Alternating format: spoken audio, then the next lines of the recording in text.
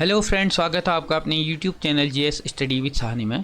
तो हम देख रहे थे प्रैक्टिस सेट, जिसमें हमने प्रीवियस ईयर के क्वेश्चन पेपर भी रखे हुए हैं और कुछ महत्वपूर्ण प्रश्न जो आगामी एग्ज़ाम के लिए आपके लिए काफ़ी महत्वपूर्ण रहने वाले हैं।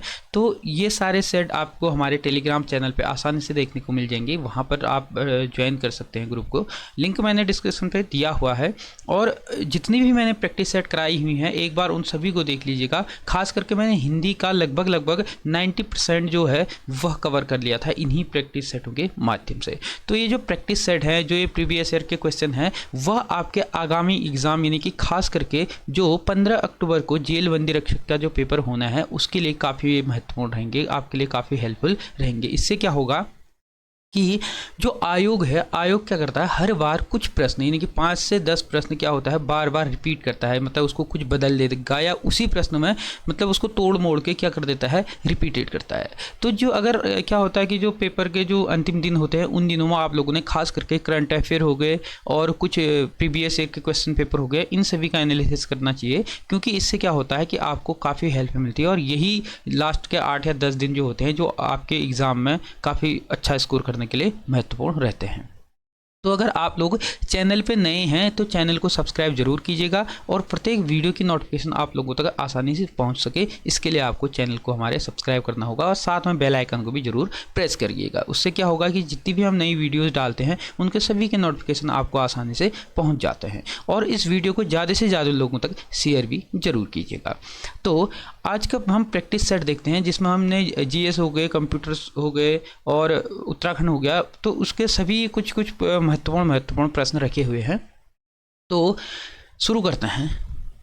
तो आज का जो पहला प्रश्न है वह है, निम्न में से कौन सा अवसादी शैल है। अब इसमें कह रहा है कि अवसादी जो चट्टान होते हैं वह कौन सा होता है। तो जो बलुआ पत्थर होता है वो क्या किसका उदाहरण है, अवसादी चट्टान का क्या है, उदाहरण है। ऑप्शन घ इसका क्या हो जाएगा, सही उत्तर हो जाएगा बलुआ पत्थर। ये क्या होता है, अवसादी चट्टान का क्या होता है, उदाहरण होता है। जैसे चूना पत्थर हो गया, बलुआ पत्थर हो गया, ये सभी किसके उदाहरण होते हैं, अवसादी शैल के उदाहरण होते हैं। अब इसमें हम अन्य को जैसे देखते हैं, जैसे इसमें है ग्रेनाइट। ग्रेनाइट जो होता है वह आग्नेय चट्टान का क्या होता है, उदाहरण होता है। अगर हम बात करें नाइस की तो यह रूपांतरित चट्टान का क्या होता है, उदाहरण होता है। और अगर हम बात करें अभ्रक की तो ये क्या होता है कि आग्नेय और कायांतरित चट्टान का क्या होता है, उदाहरण होता है। तो हम अब इसमें क्या है ना कि प्रत्येक प्रश्न में जितने ऑप्शन होते हैं सभी को हम डिस्कस नहीं करेंगे। कुछ महत्वपूर्ण जो हमें लगेगा कि इसमें अन्य चीज़ और बतानी चाहिए या आगामी एग्जाम के लिए अन्य और महत्वपूर्ण हो सकता है, तो उसी को हम इसमें डिस्कस करेंगे। नहीं तो हम नेक्स्ट प्रश्न को देखते रहेंगे, मतलब प्रत्येक प्रश्न का उत्तर ही उत्तर खास करके देखेंगे, लेकिन कुछ महत्वपूर्ण प्रश्नों को भी हम इसमें डिस्कस करेंगे। उसके बाद है कि अब आप लोगों को सभी को पता होता है कि अमर शहीद सूर्यदेव सुमन का जो जन्म है वो कब हुआ था और इनका जो जन्म स्थान है वो कहाँ हुआ था, ये आम हो गया है, ठीक हो गया। लेकिन इसमें क्या पूछा गया है कि अमर शहीद सूर्यदेव सुमन की पत्नी का क्या नाम था, ठीक हो गया। अब उनकी पत्नी का नाम पूछ दिया गया है इसमें, तो उनकी जो पत्नी का नाम था वह था विजय लक्ष्मी सुमन, ठीक हो गया। विजय लक्ष्मी सुमन उनका क्या था, नाम था। तो ऑप्शन क इसका क्या हो जाएगा, सही उत्तर हो जाएगा। सूर्यदेव सुमन की पत्नी का नाम क्या था, विजय लक्ष्मी सुमन था। उसके बाद नेक्स्ट प्रश्न है, पश्चिमी तट मैदान गोवा से केरल के मध्य किस नाम से जाना जाता है, ठीक हो गया। तो अब सबसे पहले हम एक साधारण से एक चित्र बना लेते हैं, ड्रॉ कर लेते हैं, ठीक हो गया। तो जैसे ये हमने बना लिया भारत का नक्शा, ठीक हो गया। ये अब इसी टाइप का है लगभग। तो अब इसमें कह रहा है कि गोवा कहाँ पर है, इस वाले इलाके में है गोवा, ठीक हो गया। यहाँ पर है गोवा, महाराष्ट्र की जस्ट बगल पे गोवा है। और गोवा से लेकर के केरल का, ठीक हो गया, केरल तक का। तो जो गोवा से लेकर के जो केरल तक का जो तट है, ठीक हो गया, क्या कह रहा है ये, गोवा से लेकर के केरल, ठीक हो गया, केरल के यहाँ पर होगा ऊपर। गोवा से लेकर के केरल का जो ये वाला तट है इसको जो कहा जाता है वह क्या कहा जाता है, इसको कहा जाता है कोंकण तट, ठीक हो गया। तो इसका सही उत्तर हो जाएगा ऑप्शन गो, इसको क्या कहा जाता है, कोंकण तट कहा जाता है।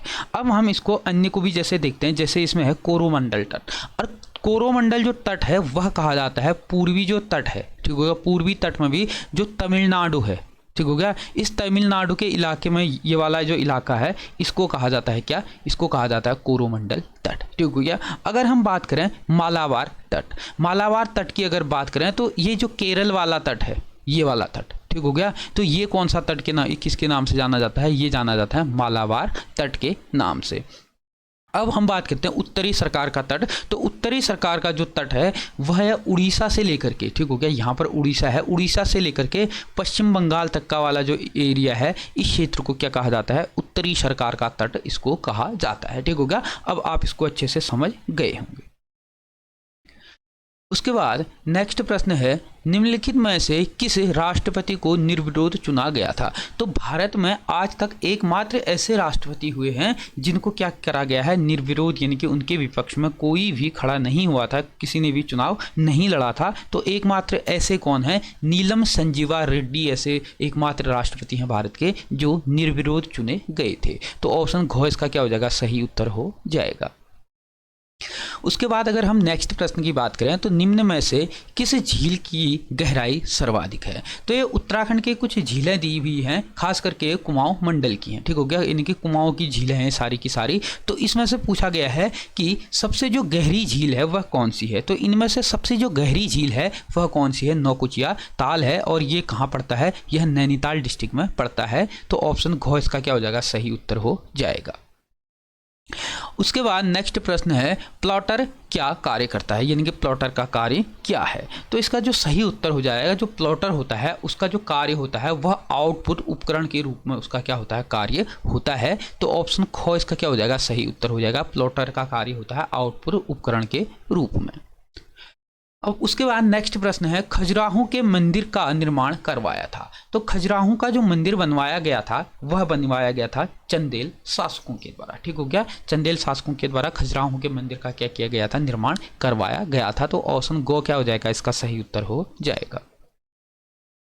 उसके बाद नेक्स्ट प्रश्न है, लघु उद्योग के विकास हेतु महत्वपूर्ण संस्था है। तो लघु उद्योग के विकास के लिए जो महत्वपूर्ण जो संस्था है वह कौन सी है, सिडबी, ठीक हो गया। सिडबी यानी कि SIDBI, सिडबी जो है वह क्या है, जो लघु उद्योग होते हैं उनको उनके विकास के लिए, उनको मतलब जो उद्योग होते हैं, उद्योगों तक जो बड़े बड़े उद्योग हैं उन तक के लिए, उनकी पहुंच के लिए जो उसका विकास का कार्य करती है वह कौन करती है, सिडबी करती है, यानी कि SIDBI काम करती है। तो ऑप्शन क इसका क्या हो जाएगा, सही उत्तर हो जाएगा।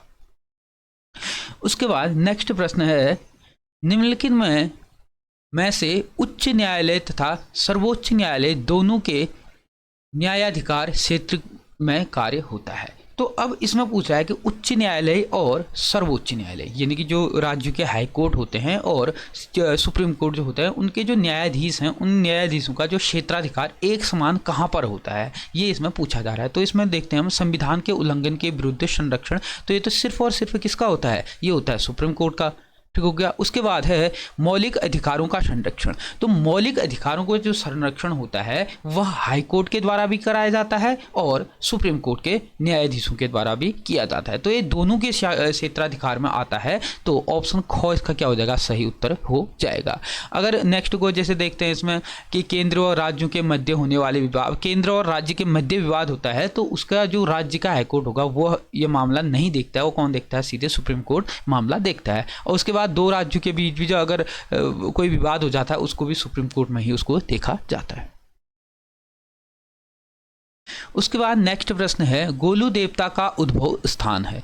तो अब सभी को पता होता है कि गोलू देवता का जो मंदिर है वह कहाँ है, वह अल्मोड़ा में पड़ता है, ठीक हो गया। यानी कि चितई मंदिर जो है गोलू देवता वह अल्मोड़ा में पड़ता है, ये सभी को रहता है। अब ज़्यादातर लोग इसी को प्रेफरेंस देते हैं, लेकिन इसमें तो ऑप्शन है नहीं। लेकिन जो गोलू देवता का जो उद्भव स्थान है, जहाँ से गोलू देवता का जन्म माना जाता है, यानी कि जहाँ कर उनका प्रारंभिक मंदिर जो माना जाता है वह कहाँ माना जाता है, वह माना जाता है चंपावत जिले में। ऑप्शन को इसका क्या हो जाएगा, सही उत्तर हो जाएगा। उसके बाद नेक्स्ट प्रश्न है, इनमें से किस भाषा में राय बहादुर डॉक्टर पातेराम ने पहली बार गढ़वाली का इतिहास, यानी कि गढ़वाल का इतिहास प्रकाशित किया था। तो पहली बार पातीराम के द्वारा गढ़वाल का इतिहास जो प्रकाशित किया गया था वह किस भाषा में किया गया था, वह किया गया था अंग्रेजी भाषा में। ऑप्शन घ इसका क्या हो जाएगा, सही उत्तर हो जाएगा। उसके बाद नेक्स्ट प्रश्न है, कुमाऊं परिषद का पहला अधिवेशन कहाँ और कब हुआ था। अब सभी को पता होता है कि कुमाऊं परिषद का जो गठन हुआ था वह तो हुआ था 1916 में। अब ज़्यादातर लोग इसी को टिक करेंगे क्योंकि 1916 में हुआ था, तो 1916 में इसका अधिवेशन भी हुआ था। लेकिन 1916 में इसकी स्थापना तो हुई थी, लेकिन जो इसका पहला जो इसका अधिवेशन होता है वह ठीक इसके एक साल के बाद 1917 में इसका अधिवेशन होता है। और होता कहाँ पर है, होता यह अल्मोड़ा में ही है। ठीक हो गया, तो ऑप्शन गो इसका क्या हो जाएगा, सही उत्तर हो जाएगा। कुमाऊं परिषद का जो पहला जो अधिवेशन होता है वह कहाँ होता है, अल्मोड़ा में होता है। कब होता है, 1917 में होता है। उसके बाद नेक्स्ट प्रश्न है, ब्रिटिश शासन काल में उत्तराखंड में प्रधान का मुख्य दायित्व था। जो अभी के टाइम पे हम प्रधान कहते हैं, या उस टाइम पे पहले क्या कहा जाता था, इसको प्रधान कहा जाता है। अभी भी गांव घरों में कहते हैं कि प्रधान कह देते हैं, मतलब आम बोलचाल की भाषा में। तो उसका जो मुख्य जो कार्य होता था, मुख्य जो उसका दायित्व होता था वह क्या होता था, वह होता था राजस्व एकत्र करना। ठीक हो गया, जो राजस्व होता था, जो कर होता था, उसको एकत्र करना क्या होता था, इसका मुख्य दायित्व, मुख्य कार्य इसका होता था। तो ऑप्शन को क्या हो जाएगा, इसका सही उत्तर हो जाएगा। उसके बाद नेक्स्ट प्रश्न है, उत्तराखंड में हस्तशिल्प सामग्री मोष्टा को उत्पादित करने में निम्न में से कौन सा कच्चा माल प्रयोग में लाया जाता है। अब सभी को पता है कि उत्तराखंड में जो मोष्टा बनाया जाता है, यानी कि जिसमें धान सुखाने के लिए जिसका प्रयोग किया जाता है, तो उसको जो बनाया जाता है, उसको बनाने के लिए जो कच्चा सामग्री जो प्रयोग में लाया जाता है वह कौन सा है, वह रिगाल। ठीक हो गया, तो ऑप्शन को क्या है, इसका सही उत्तर हो जाएगा। रिगाल से क्या बनाया जाता है, यहाँ पर रिगाल से बनाया जाता है मोष्टा। उसके बाद है, ऐतिहासिक स्थल लाखो उडियार किस नदी के तट पर स्थित है। तो जो ऐतिहासिक नगर जो लाखो उडियार है, ठीक हो गया, तो ये कहाँ है, अल्मोड़ा डिस्ट्रिक्ट में स्थित है। और अल्मोड़ा डिस्ट्रिक्ट में यह जो सुयाल नदी के तट पर है। ठीक हो गया, और जो अगर पूछता है स्थान तो सुयाल नदी के तट पर है। और ये कहाँ पर है, यह दलवेंड के पास में स्थित है। तो ऑप्शन ख इसका क्या हो जाएगा, सही उत्तर हो जाएगा। उसके बाद नेक्स्ट प्रश्न है, निम्न में से कौन सा उपकरण स्थानीय नेटवर्क यानी कि लैन को इंटरनेट से जोड़ता है, यानी कि LAN को इंटरनेट से जोड़ता है। तो इसका जो सही उत्तर हो जाएगा वो क्या हो जाएगा, राउटर। राउटर क्या कार्य करता है, यह क्या करता है कि यह जो लैन है, लैन को क्या करता है, यह इंटरनेट से इसको जोड़ता है। उसके बाद नेक्स्ट प्रश्न है, किस वर्ष में रेल की पटरियों का विस्तार मुरादाबाद से रामनगर तक किया गया। तो रामनगर से लेकर के, मुरादाबाद से लेकर के रामनगर तक जो रेल पटरियां बिछाने का जो कार्य किया गया था वह किया गया था 1907 में। ठीक हो गया, तो ऑप्शन को क्या हो जाएगा, इसका सही उत्तर हो जाएगा। 1907 में क्या किया गया था, जो रेल पटरियां हैं उनको बिछाने का कार्य किया था मुरादाबाद से रामनगर तक। उसके बाद नेक्स्ट प्रश्न है, दुग्धताल कहाँ स्थित है। तो दुग्धताल जो स्थित है वह कहाँ है, चमोली जिले में क्या है, स्थित है। कौन सी, दुग्धताल। तो ऑप्शन ख क्या हो जाएगा, इसका सही उत्तर हो जाएगा। उसके बाद नेक्स्ट प्रश्न है, निम्न में से भारत के किस राज्य में से कर्क रेखा नहीं गुजरती है। तो भारत के कितने राज्यों से, 8 राज्यों से क्या है कि कर्क रेखा गुजरती है। तो इसमें से राजस्थान तो सही है, राजस्थान से गुजरती है। ठीक हो गया, गुजरात से भी गुजरती है, और उसके बाद मध्य प्रदेश से गुजरती है, उसके बाद छत्तीसगढ़, उसके बाद झारखंड, उसके बाद पश्चिम बंगाल, त्रिपुरा और मिजोरम। ये 5 क्या है, राज्य है जहाँ पर कर्क रेखा गुजरती है, 8 राज्यों से। लेकिन इसके अलावा जो नहीं गुजरती है इसमें से, वह कहाँ से नहीं गुजरती है, उड़ीसा। ठीक हो गया, उड़ीसा जो है यहाँ से नहीं गुजरती है। तो ऑप्शन गो क्या हो जाएगा, इसका सही उत्तर हो जाएगा। उसके बाद नेक्स्ट प्रश्न है, कुली बेगार बर्दायस के अंतर्गत ग्रामीणों को कौन सा कार्य करना पड़ता था। कुछ कुली बेगार बर्दायस के अंतर्गत जो कार्य करना पड़ता था जो ग्रामीणों को, वह करना पड़ता था क्या, निःशुल्क खेतों में मजदूरी। ठीक हो गया, उनकी खेतों में मजदूरी करते थे, लेकिन वह कैसी होती थी, निःशुल्क होती थी, उसके लिए कोई भी पैसा उनको नहीं दिया जाता था। तो ऑप्शन क्या हो जाएगा, गो क्या हो जाएगा, इसका सही उत्तर हो जाएगा कि निःशुल्क उनको क्या कराया जाता था, कार्य कराया जाता था। अब कमेंट बॉक्स में आप ये लिखिए कि उत्तराखंड में कुली बेगार आंदोलन का अंत कब और किसके द्वारा किया गया था। उसके बाद नेक्स्ट प्रश्न है, अंतर्राष्ट्रीय मुद्रा कोष की स्थापना हुई थी। तो अंतर्राष्ट्रीय मुद्रा कोष की जो स्थापना होती है वह होती है सन 1945 में। तो ऑप्शन को इसका क्या हो जाएगा, सही उत्तर हो जाएगा। और ये अंतर्राष्ट्रीय जो संगठन है ना, इन संगठनों से संबंधित मैंने एक प्रॉपर वीडियो बनाई हुई है, जितने भी अंतर्राष्ट्रीय संगठन है जहां से आपके जो प्रश्न है वह छूटने के चांसेस बिल्कुल ही जीरो हो जाता है। ठीक हो गया, तो आप उसको देखिएगा। प्लेलिस्ट में जा करके मैंने अंतर्राष्ट्रीय संगठनों से संबंधित एक प्लेलिस्ट बनाई हुई है जहां पर मैंने सारे के सारे संगठनों की वीडियो डिटेल से डाली हुई है। उसके बाद नेक्स्ट प्रश्न है, अपने सिक्कों पर अल सुल्तान जिल्ली अल्लाह अंकित करवाया था। तो यह अपने सिक्कों पर जो अंकित करवाया गया था वह किसके द्वारा करवाया गया था? मोहम्मद बिन तुगलक के द्वारा यह करवाया गया था। तो ऑप्शन ख इसका क्या हो जाएगा? सही उत्तर हो जाएगा। उसके बाद नेक्स्ट प्रश्न है, बधाणी बोली प्रचलित है। तो जो बधाणी बोली है वह प्रचलित कहाँ पर है? वह है पिंडर वाले, जो पिंडर घाटी है, जो पिंडर क्षेत्र है, यहाँ पर कौन सी बोली? बधाणी बोली क्या है? प्रचलन में है। तो ऑप्शन क इसका क्या हो जाएगा? सही उत्तर हो जाएगा। उसके बाद नेक्स्ट प्रश्न अगर हम देखें तो अल्मोड़ा के समीप स्थित बुटधारी सूर्य मंदिर का निर्माण करवाया था। तो जो अल्मोड़ा में बुटधारी सूर्य मंदिर का जो निर्माण करवाया था वह किसके द्वारा करवाया गया था? वह कटारमल देव के द्वारा करवाया गया था। तो ऑप्शन ख इसका क्या हो जाएगा? सही उत्तर हो जाएगा, क्योंकि जो कटारमल वाला क्षेत्र में है यहाँ पर जो सूर्य मंदिर भी बनाया गया है यह किसके द्वारा करवाया गया था? राजा कटारमल के द्वारा यह करवाया गया था। इसको थोड़ा छोटा कर लेते हैं।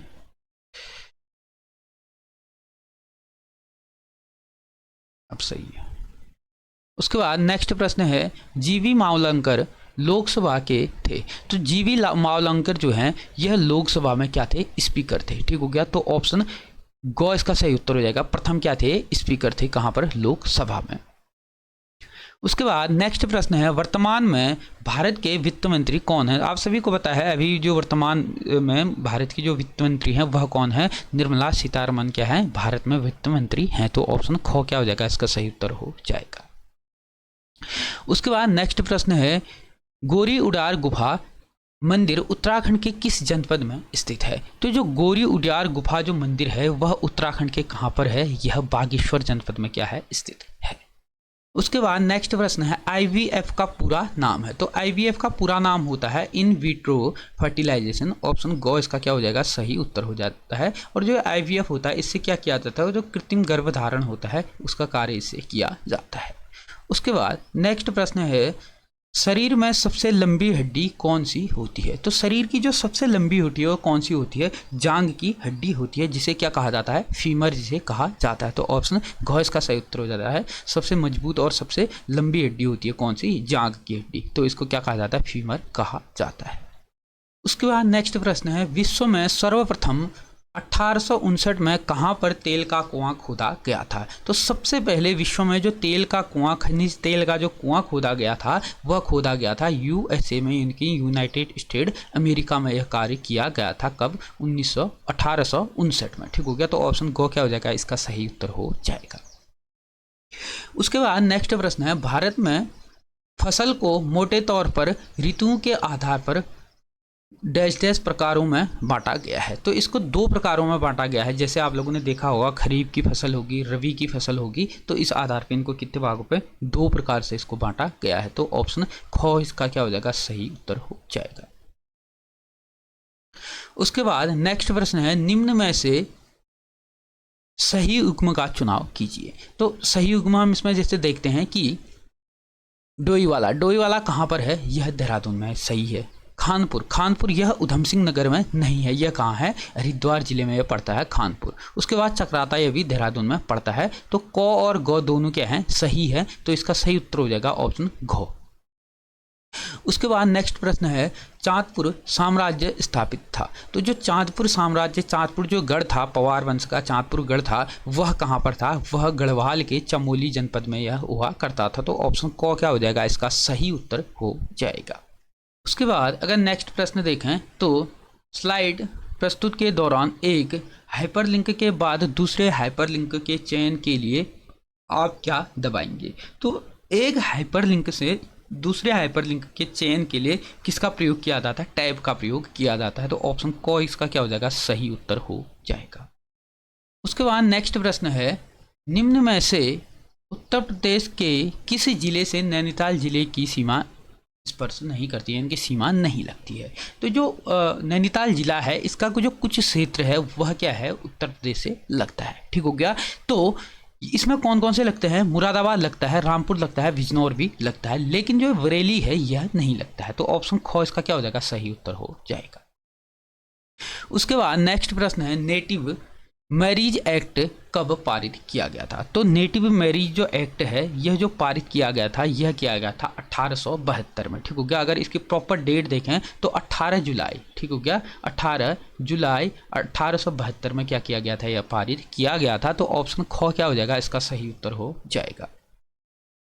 उसके बाद नेक्स्ट प्रश्न है, निम्नलिखित शाह वंश के शासकों का कालक्रम होगा। तो शाह वंश जो गढ़वाल के परमार शाह वंश जो थे, परमार वंश जो थे, तो इन वंश के जो कालक्रम था इसका जो सही कालक्रम होगा वह कौन सा होगा। पहले नंबर पे अगर इसमें हम देखें तो पहले नंबर में कौन आएगा, महपति शाह, ये सही है। उसके बाद अगर देखें इसका बेटा पृथ्वीपति शाह आएगा। उसके बाद अगर हम देखें उसके बाद आएगा इसमें कौन, उसके बाद आएगा चौथा फतेहपति शाह और उसके बाद आएगा ललित शाह। तो इसका सही उत्तर हम देखते हैं पहला, तीसरा, चौथा और दूसरा, पहला, तीसरा, चौथा और दूसरा। तो ऑप्शन गो क्या हो जाएगा, इसका सही उत्तर हो जाएगा।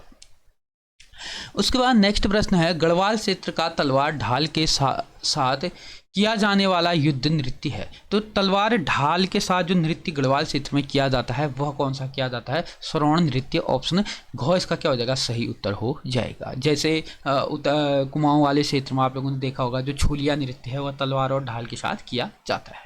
और गढ़वाल वाले क्षेत्र में क्या कहा जाता है इसको, सरौं नृत्य।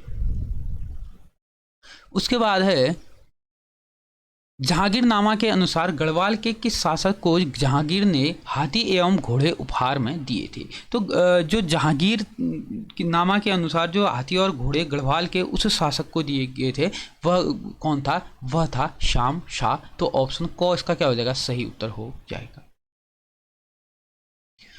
उसके बाद नेक्स्ट प्रश्न है, अंडमान और निकोबार को अलग करता है। तो अंडमान और निकोबार को कौन अलग करता है, 10 डिग्री चैनल क्या है इसको अलग करता है। तो ऑप्शन क इसका क्या हो जाएगा, सही उत्तर हो जाएगा। अगर हम बात करें मन्नार की खाड़ी की, तो मन्नार की जो खाड़ी है यह किसको अलग करती है, यह भारत और श्रीलंका को क्या करती है, अलग करती है। उसके बाद नेक्स्ट प्रश्न है, उत्तराखंड राज्य लोक सेवा अधिकरण स्थित है। तो उत्तराखंड राज्य लोक सेवा अधिकरण जो स्थित है यह कहाँ पर है, यह नैनीताल जिले में यह स्थित है। अगर हम बात करें पहले क्या था कि पहले इसकी जो पीठ थी वह 2 जगह पे बैठती थी, कभी नैनीताल कभी हरिद्वार में, लेकिन स्थायी तौर पर 2004 से इसको नैनीताल में स्थायी कर दिया गया है। कब से, 2004 से। अगर बात करें कि इसकी कार्य प्रारंभ की तो 10/1/2019 से क्या है कि 10 जनवरी 2019 से इसका जो कार्य है वह प्रारंभ हुआ था। ठीक हो गया। उसके बाद नेक्स्ट प्रश्न है, प्रथम चंद राजवंश शासक जिसने दिल्ली के सुल्तान फिरोज शाह तुगलक से मुलाकात की थी। तो ऐसा चंद राजा कौन था जिसने फिरोज शाह तुगलक के साथ क्या की थी, मुलाकात की थी। तो वह कौन था, ज्ञानचंद था। तो ऑप्शन ख इसका क्या हो जाएगा, सही उत्तर हो जाएगा। ज्ञानचंद कौन था, इसके द्वारा क्या किया गया था कि जो दिल्ली के शासक सुल्तान फिरोज शाह तुगलक थे इनसे क्या की भेंट की थी। उसके बाद नेक्स्ट प्रश्न है, दागो और भूल जाओ की पद्धति पर आधारित प्रेक्षेपात्र है। तो दागो और भूल जाओ ये जो प्रेक्षेपात्र है वह कौन सा है, ब्रह्मोस। ठीक हो गया। तो ऑप्शन क क्या हो जाएगा, इसका सही उत्तर हो जाएगा। दागो और भूल जाओ किस पद्धति पर आधारित प्रेक्षेपात्र कौन है, यह ब्रह्मोस है। आप लोगों ने सभी ने देखी होगी बत्ती गुल मीटर चालू, काफ़ी अच्छी मूवी है, देख लीजिएगा इसको अगर आप लोगों ने नहीं देखी है जितने। तो इस मूवी में क्या बताया गया है, जो उत्तराखंड में बिजली की जो समस्या है इससे संबंधित सभी मामले इसमें उठाए गए हैं। ठीक हो गया। तो ये जो फिल्म है जो इसके निर्देशक है वह कौन है, श्री नारायण सिंह इसके क्या है, निर्देशक हैं। तो ऑप्शन घ इसका क्या हो जाएगा, सही उत्तर हो जाएगा। उसके बाद नेक्स्ट प्रश्न है, देशांतर रेखाओं की संख्या होती है। तो जो देशांतर रेखाएं होती हैं उसकी जो संख्या होती है 360 इनकी संख्या होती है। जो देशांतर रेखा होती है वो क्या करती है, उत्तरी ध्रुव से दक्षिणी ध्रुव को ये क्या करती हैं, मिलाती हैं। इनकी जो खड़ी रेखा होती है इनको कहा जाता है देशांतर रेखा, और जो तिरछी रेखाएं होती हैं इनको कहा जाता है अक्षांश रेखाएं। और आज का अंतिम प्रश्न है, कुमाऊं गढ़वाल में पहली जेल किस वर्ष स्थापित की गई थी? तो कुमाऊं और गढ़वाल में जो पहली जेल स्थापित की गई थी वह की गई थी 1816 में। ऑप्शन ख इसका क्या हो जाएगा? सही उत्तर हो जाएगा। ठीक हो गया। तो ये जो प्रश्न थे ये काफ़ी महत्वपूर्ण रहेंगे आपके लिए आगामी एग्जाम हेतु। तो वीडियो अगर आप लोगों को अच्छी लगी तो इसे ज़्यादा से ज़्यादा लोगों तक शेयर कीजिएगा और चैनल को सब्सक्राइब भी जरूर कीजिएगा। धन्यवाद।